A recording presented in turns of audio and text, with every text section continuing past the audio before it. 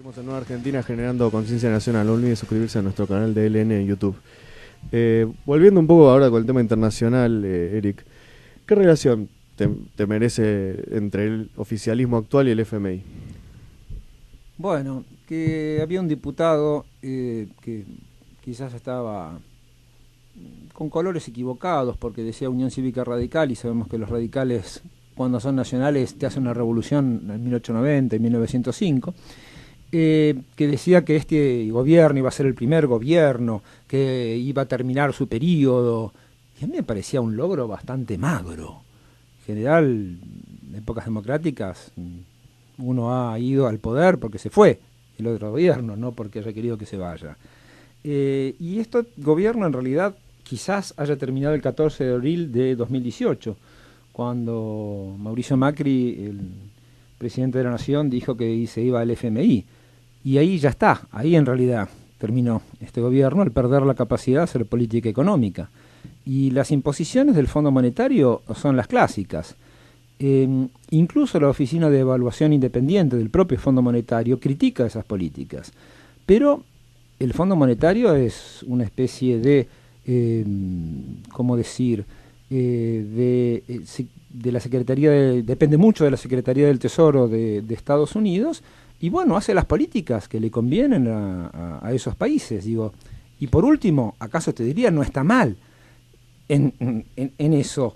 Lo que nosotros tenemos que... No, pero nosotros de su visión, nosotros tenemos que tener nuestra visión. El Fondo Monetario se inventó en la Segunda Guerra Mundial, después de la Segunda Guerra Mundial, para que los países que habían sufrido esa calamidad pudieran desarrollarse y no cayeran en una crisis de balanza de pagos. Entonces ahí venía el fondo y les daba un poco de plata. Pero después el desarrollo de los países seguía. Al final de los años 60, el Fondo Monetario experimentó reformas importantes donde se introducen las condicionalidades. Entonces, bueno, yo te doy plata, pero tenés que privatizar las empresas públicas. Lo cual, desde el punto de vista económico, es altamente discutible. Tenés que poner la flexibilización laboral. Y si no, no te doy plata. Y hay revisiones, ¿no? Cada tanto vienen. Y creo que fue uno de los grandes aciertos de Néstor Kirchner el pagar al Fondo Monetario para que no tuviera nada más que ver con nosotros, que es una lejana consonancia también de lo que hizo Perón en su tiempo. Nosotros no teníamos deuda externa en el primer peronismo. Pero te dicen los viejos gorilas, pero uno podía caminar por el Banco Central, no podía caminar por el Banco Central por la cantidad de lingotes de oro que había. Y eso en psicología se llama fetichismo, es una cosa que uno quiere que esté ahí. En cambio, lo que hicimos nosotros políticamente fue agarrar esos lingotes e invertirlos en el desarrollo de la industria. La diferencia entre crecimiento y desarrollo, sí. Exactamente, pero este crecimiento es un crecimiento para muy pocos. Además, va a haber que investigar todo lo que han sido las corridas en la era Macri, cuánta gente sabía que iba a suceder, cuántos ganaron con la famosa causa dólar a futuro, quiénes fueron. Acá hay una financiarización del mundo que es muy complicada, porque no solo se despega una esfera de la economía, que son las finanzas, se despegan de las economías nacionales o de las economías regionales, como la Unión Europea, sino que ya se autonomizan en un contexto global y tienen su propio funcionamiento. Vamos a citar a una persona que sin duda es polémica, como Marx, que decía que el paso del medioevo a la edad moderna es cuando vos tenías mercancías, las cambiabas por dinero para tener más mercancías. El capitalismo, ¿qué te dice? No, vos tenés dinero, pasás por la mercancía para tener más dinero. Y esta globalización financiera lo que hace es, tenés dinero y haces más dinero, totalmente alejado de lo que es la esfera de producción de la economía, que para nosotros es importante, porque si no tenemos desocupación, tenemos miseria, tenemos dependencia. Por último, ¿por qué nosotros deberíamos tener una política económica nacional? Las cuentas equilibradas y las cuentas externas equilibradas para no necesitar dinero de afuera, para que no vengan a ponernos nuestras propias condiciones.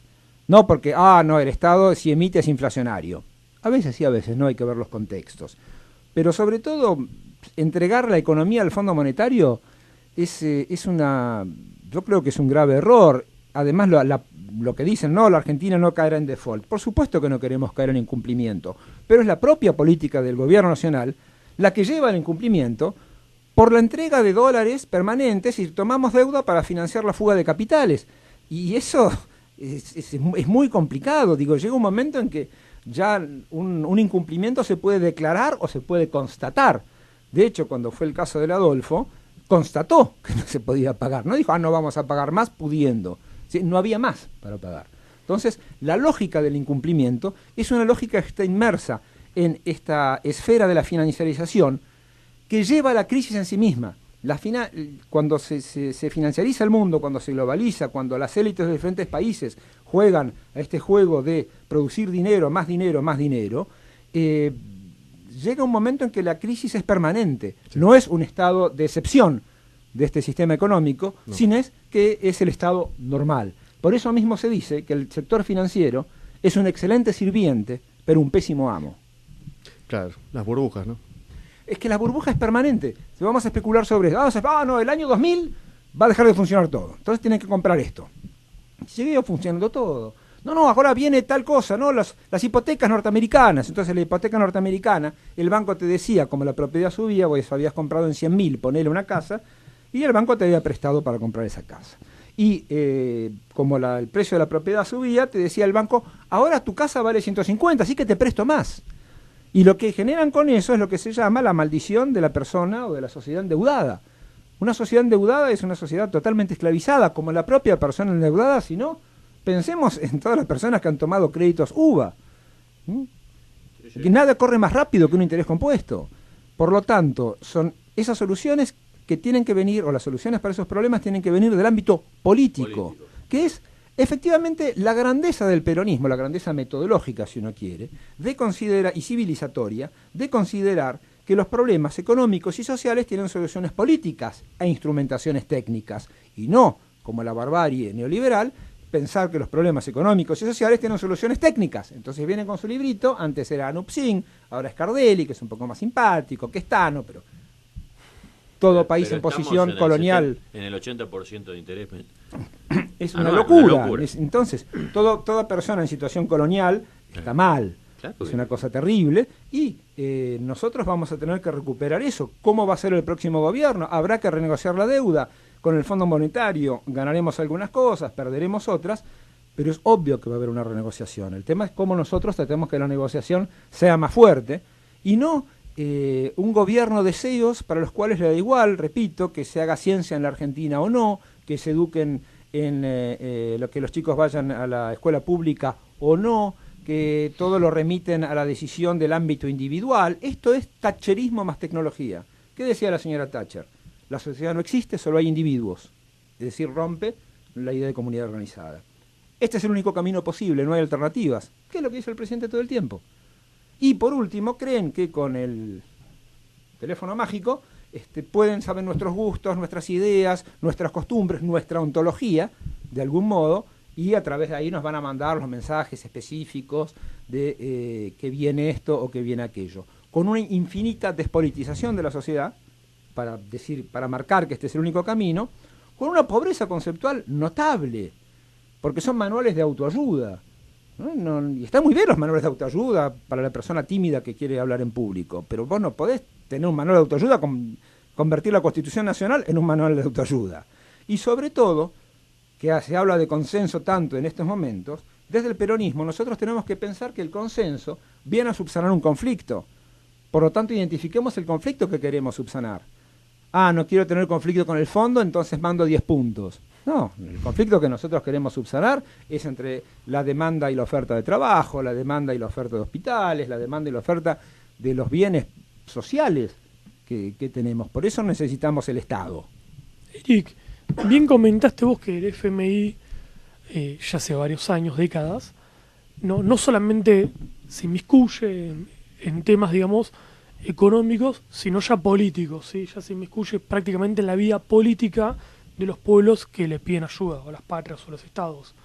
Sabiendo un poquito de esto, y que utilizan la herramienta de la deuda para mantenernos aprisionados, porque la idea es que la deuda no se pague, crezca en interés constantemente, ¿cuáles crees que son los actuales peligros a nivel internacional, teniendo a los jugadores como Rusia, China, Estados Unidos, sobre todo Estados Unidos y China, que quieren nuestras materias primas para seguir haciendo funcionando sus industrias? ¿Cuáles son los problemas, digamos, con los que tiene que tener en cuenta Argentina actualmente? Bueno, primero hay que hacer una lectura muy importante de la escena internacional porque, una vez más, volvemos a Perón, la política internacional es la más importante de todas las políticas, decía él. Entonces, por eso trató de hacer el ABC, Argentina, Brasil, Chile, por eso el Atlas, que era el sindicalismo a nivel continental, por eso el apoyo a todos los movimientos nacionales democráticos y transformadores, y quiero acá recordar que Juan José Arévalo, el primer presidente constitucional de Guatemala, tenía más o menos un golpe al mes, pidió desesperadamente recursos y el único que le mandó 2 barcos para defenderse fue Perón. Así que es en los años 50, son historias de los años 50 que tienen que ver con la propia historia familiar, pero vale la pena recordarlo. En este contexto internacional hoy se acabó el bello mundo de Obama, se acabó el tema de la globalización copada y linda y que todos íbamos a poder ser lo que quisiéramos en la globalización. Hoy la globalización, bajo esa forma, ha terminado. La globalización nos muestra su cara más dura, que es efectivamente lo que vos decías: quiero otros recursos naturales para industrializarme. China quiere hacer eso, estupendo, nosotros le tenemos que vender los productos que necesitan los chinos, pero industrializados. Entonces, ustedes quieren nuestros productos para producir chanchos, no, mira, nosotros te vendemos la carne de chancho, ya te vendemos el chanchito empaquetado, y además con buen chimichurri. Luego, tenés Estados Unidos. Trump lo que ha hecho es literalmente romper, por ejemplo, el Tratado Asia-Pacífico, ¿no? El TPP, ese, hasta los propios sindicatos norteamericanos decían, pero acá nos van a flexibilizar mal. Bueno, Trump rompe con eso y en realidad hace una política bastante proteccionista, porque su propio electorado es el blanco, pobre, del Middle West, de la mitad de Estados Unidos, que estaba dejado de lado por los copados de Obama o del Partido Republicano, y él encarna eso. Entonces dice, flaco, vos venís a producir a Estados Unidos, le dice a las grandes fábricas, y voy a poner aranceles a la importación de China. Entonces volvemos a una cuestión de proteccionismo que los países desarrollados jamás dejaron, pero a nosotros nos dicen, no, ustedes mantengan las fronteras abiertas. La propia Europa hoy enfrenta una crisis gravísima. A ver, el Brexit fue lo mismo. El Brexit gana en las zonas de pobres, urbanos y rurales. Y el Brexit pierde en los barrios altos. Entonces, hay que tener cuidado con los plebiscitos porque en general los pueblos tienden a contestar las preguntas que ellos se hacen y no forzosamente la pregunta que está en la boleta. Eso habla de la sabiduría popular. Europa fue un proyecto fundamental después de la Segunda Guerra Mundial, porque tanto los socialdemócratas como los socialcristianos se dieron cuenta que había que llevar a Europa a un estadio de desarrollo que impidiera toda guerra, entre ellos, lo cual no era poco. Pensemos que en 70 años franceses y alemanes se agarraron 3 veces. La primera vez hubo 1 millón de muertos, la segunda 14, la tercera 60. Bueno, no es una buena idea matarnos, y 2 de ellas guerras mundiales. Entonces, poniendo en común los recursos, bueno, Francia y Alemania empezaron a construir una Europa, pero a medida que fueron falleciendo los grandes líderes, los Adenauer, los de Gaulle, los Spack, los tipos que habían hecho, los de Gasperi, los tipos que habían armado esa idea de Europa o socialdemócrata o socialcristiana, se fueron diluyendo esas identidades para hacer un poco lo que hablábamos antes, liberales de izquierda o liberales de derecha. Y evidentemente, como no supieron contener sus sociedades, hoy aparecen expresiones de extrema derecha.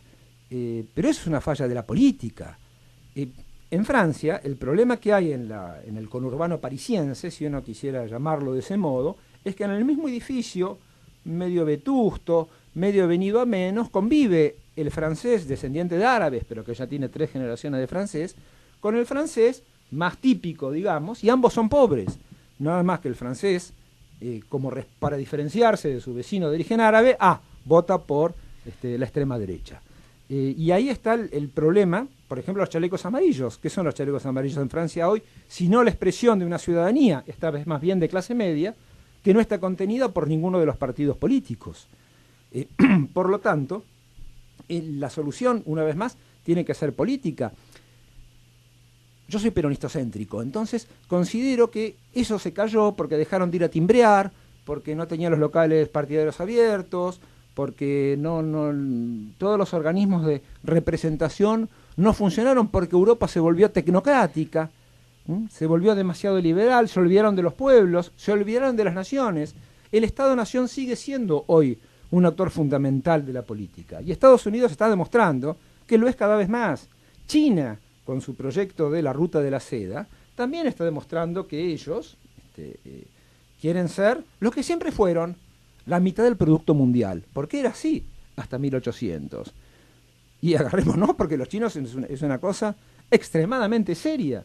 Yo tuve la suerte de ir en una delegación del Partido Justicialista a China, y en la Ciudad Prohibida, que es un palacio que deja atrás a Versalles, a Buckingham, todo eso es un picnic.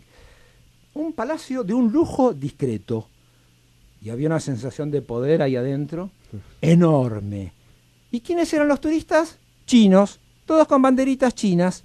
El 98% de los turistas que iban a la Ciudad Prohibida eran chinos, y todos con banderitas chinas, viendo dónde se sentaba el emperador, viendo dónde el emperador agarraba y hacía un surco en la tierra para dar la señal de que se podía cultivar.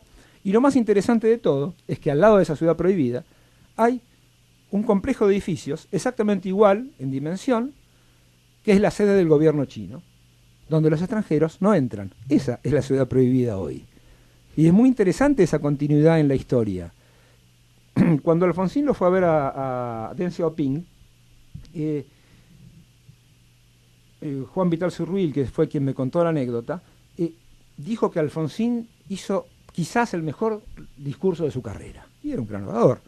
Era un gran orador, don Raúl. Y termina.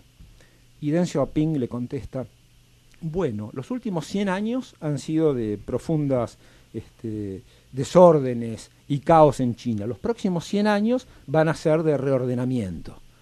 Entonces, claro, nosotros volviendo a la democracia era una cosa magnífica, estupenda e importante, pero los chinos piensan de otro modo. Tanto que el alfabeto chino es infinito, en teoría. Entonces, hay que ver. Recordemos también, anecdóticamente, que una de las primeras medidas que Mao Zedong, el primer presidente de China, comunista, mandó a traducir al chino rápidamente la Constitución del 49, porque era una constitución de avanzada. Nada, así que nos copiamos, copiarlo, sino simplemente quería tenerlo. Y Europa está en la encrucijada de su destino. Tiene que saber si politiza los problemas y da una respuesta social, o si no politiza los problemas, los torna étnicos y da una respuesta represiva. Y ahí se abren las puertas del infierno. Pero cuidado, cuando se abren las puertas del infierno, el diablo sale para todos, ¿eh? ¿Les parece que vamos a un segundo corte? Enseguida volvemos con el tercer bloque hablando de cuáles son las soluciones que debe enfrentar Argentina. Ahora volvemos.